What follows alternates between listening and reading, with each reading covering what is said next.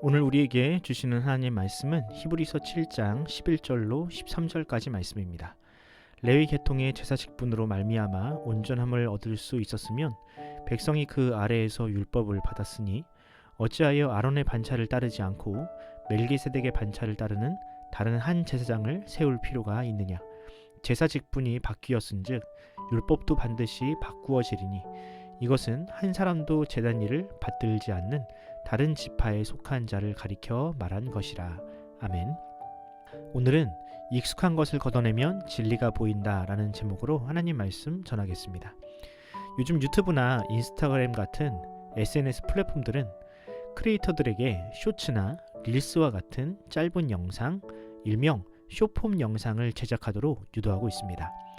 과거에는 이런 쇼폼 콘텐츠로는 수익을 기대하기 어려웠지만 지금은 수익 창출은 물론이고 그런 영상들이 알고리즘을 타게 만들어줍니다. 왜 그런 짧은 영상들을 장려하는가? 그런 짧은 영상들이 긴 영상들보다 사람들을 더 오래 잡아두기 때문입니다. 아마 여러분들도 그런 경험이 있으실 겁니다. 쇼츠를 보다가 나도 모르게 한두 시간이 훌쩍 지나가 버리는 경험이. 문제는 이런 영상이 우리의 집중력을 완전히 저하시킨다는 사실입니다. 예전에는 영화 한 편을 보기 위해 2시간 정도를 할애하는 일이 너무나 당연했습니다. 하지만 지금은 쇼폼에 익숙해져서 단 10분도 집중하지 못합니다. 우리가 영화를 보는 이유가 단지 결말을 알고 싶어서는 아니지 않습니까? 캐릭터의 미묘한 감정 변화, 숨겨진 복선, 그리고 배우의 표정 하나하나에 공감하려고 우리는 영화를 봅니다. 하지만 쇼폼에 길들여진 뇌는 그런 긴 시간을 견디지 못합니다. 그런 뇌는 무의식 중에 왜 힘들게 그걸 봐? 그냥 15초짜리 영상을 봐. 훨씬 쉽고 자극적이잖아 라고 명령하게 되는 거죠. 쇼폼의 부작용은 학교 현장에서 가장 먼저 나타나고 있습니다. 과거에는 지식을 얻기 위해 긴 시간 수업에 몰두하고 두꺼운 책을 정독했지만 지금은 그마저도 힘들어합니다.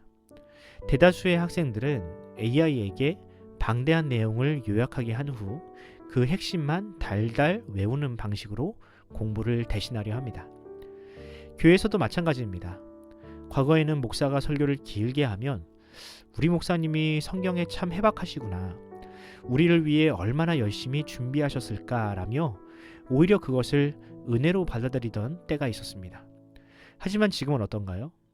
예배 시간이 1시간을 넘어가기 시작하면 교인들은 더 이상 설교 말씀에 집중하지 못하고 손목의 시계만 들여다봅니다.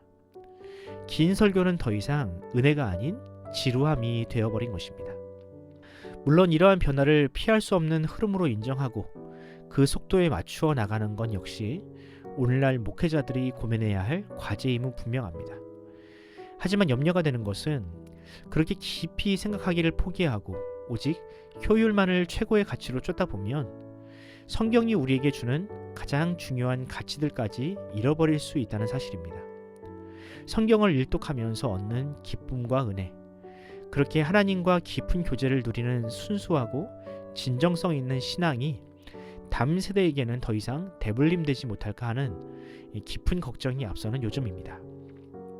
오늘 본문에는 그렇게 자신들에게 익숙하고 또 편안한 것을 버리지 못하여 본질적인 것을 잃어버렸던 초대교회 성도들, 특히 유대인들을 향한 권면이 담겨 있습니다. 오늘 본문을 통해 이 멜기세덱이라는 제사장이 예수님과 어떤 연관이 있으며 오늘 본문이 지금의 우리에게는 어떤 교훈을 주는지 살펴보는 시간을 가져보도록 하겠습니다.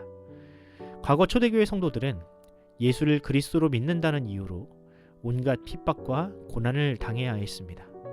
신앙 때문에 직장에서 쫓겨나야 했고 공동체로부터 외면을 당해야 했죠. 특히 유대인들은 유대교로부터 출교를 당하거나 유일한 울타리라고 할 수 있는 가족과 친척들로부터 배척을 당해야 했습니다. 이런 핍박도 문제였지만 더 큰 문제는 평생을 유대인으로 살았던 관성이었습니다. 과거 성전에서 드리던 제사에 대한 그리움을 떨쳐내 버리는 것, 평생을 진리라고 믿어왔던 율법과 유대교의 전통을 완전히 부정하는 일은 결코 쉬운 일이 아니었습니다. 생각해 보십시오. 유대인들은 평생 대제사장은 오직 아론의 후손에서만 나와야 한다라고 배웠습니다. 그런데 갑자기 누군가가 예수야말로 우리를 위한 진정한 대제사장이다라고 한다면 그것이 쉽게 받아들여질까요? 예수는 레위 지파가 아닌 유다 지파에서 태어난 분이라는 사실은 유대인이라면 누구나 알고 있는 사실인데 말입니다. 이런 이유로 당시 많은 유대인들이 다시 유대교로 돌아갔습니다. 핍박도 핍박이지만 그동안 자신이 평생을 몸담았던 이 유대교의 가르침으로부터 완전히 돌아서지 못하여 많은 이들이 유대교로 돌아갔습니다. 히브리서는 그런 유대인들을 향한 설교이자 일종의 신학적인 논문이라 할 수 있습니다. 그리고 오늘 본문 7장이 그 핵심을 다루고 있습니다. 히브리서의 중심이라 할 수 있는 7장의 핵심은 이것입니다. 유대교가 거의 신봉하다시피 하는 성전 제사와 제사장의 직무는 사실 한시적인 제도이다. 성경에 기록된 최초의 제사장은 아론이 아닌 멜기세덱이었으며 예수는 그런 멜기세덱을 계승하는 진정한 제사장이다. 그 근거가 무엇이냐? 제가 창세기 14장 18절을 읽어드리겠습니다. 살렘한 멜기세덱이 떡과 포도주를 가지고 나왔으니 그는 지극히 높으신 하나님의 제사장이었더라. 창세기는 멜기세덱을 지극히 높으신 하나님의 제사장으로 소개합니다. 이때는 아직 성전도 없었고 율법도 없었고 무엇보다 레위 지파는 아직 태어나지도 않은 상황이었죠. 하지만 멜기세덱은 하나님의 제사장으로 활동하고 있었고 아브라함은 그에게 11조를 드리고 축복을 받았습니다. 이처럼 첫 번째 제사장이었던 멜기세덱은 레위 지파가 아니었기에 예수님이 제사장이 될 수 없다는 유대교의 논리는 전혀 설득력이 없었습니다. 히브리서가 이야기하는 레위 지파의 제사장과 멜기세덱의 차이는 또 있는데요. 성전에서 일하는 제사장은 다수였고 멜기세덱은 단 한 명이었습니다. 왜 레위 지파의 제사장은 여러 명이 필요했을까? 그 이유는 그들 역시 죽음을 피할 수 없는 죄인이기 때문입니다. 제사장 역시 언젠가는 죽기에 그 사역을 계승할 사람들이 필요했고 때로는 다른 제사장을 통해 죄를 해결해야 했기에 많은 제사장들이 필요했습니다. 또 그런 죄인이 드리는 성전 제사 역시 완전하지 않기에 반복적으로 드려져야 했죠. 하지만 멜기세덱은 어떤가요? 그의 제사장 직무는 계승되지 않았습니다. 이 말은 그가 자신의 죄를 대속할 필요가 없는 흠이 없는 사람이었다는 뜻입니다. 그런 면에서 예수님은 멜기세덱과 같은 완전한 제사장입니다. 예수님은 거룩하고 완전하신 분이기에 자신을 위해 속죄할 필요가 없으며 자신의 몸을 단번에 드림으로 완전한 제사를 드리셨습니다. 이처럼 성경, 특히 구약은 멜기세덱을 통해 이미 완전한 제사장을 예고했습니다. 그리고 예수님은 모든 면에서 멜기세덱을 닮은 혹은 계승하는 사역을 하셨습니다. 하지만 유대인들은 오로지 레위 지파를 통해 계승되는 제사장만이 유일한 제사장이라고 믿었기에 또 그 제도가 자신들에게 익숙하다는 이유로 하나님의 뜻을 애써 외면하고 옛것으로 돌아가려 한 것입니다. 그럼 오늘 본문을 통해 우리는 어떤 교훈을 얻을 수 있을까요? 히브리서와 오늘 우리의 삶에는 어떤 접점이 있을까요? 저는 오늘 본문이 우리에게 주는 교훈은 명확하다고 생각합니다. 신앙이란 나의 생각이나 경험이 아니라 오직 하나님의 말씀인 성경을 믿고 순종하는 것이다. 그렇습니다. 이것이 바로 성경이 요구하는 믿음이자 신앙의 전부입니다.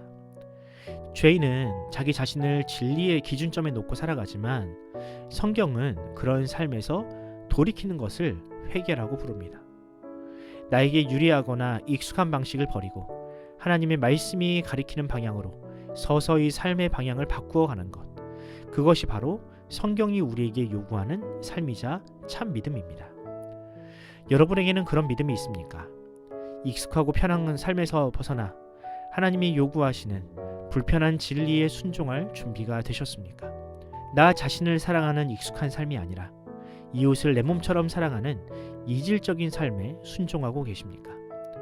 예배를 단순히 종교 행위가 아니라 매일의 삶에서 이루어지는 삶의 예배로 바꾸고 계십니까?